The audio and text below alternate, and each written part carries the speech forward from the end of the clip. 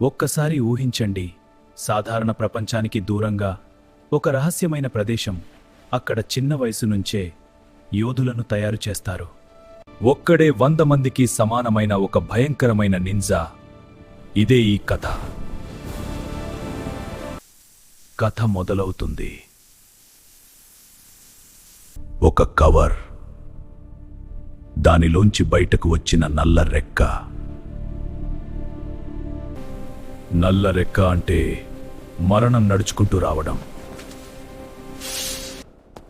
ఒక్క క్షణంలోనే చీకటి రక్తంతో నిండిపోయింది.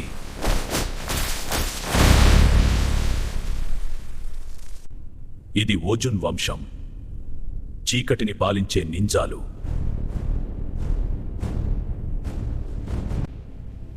లార్డ్ ఓజున్ ఈ వంశానికి నాయకుడు.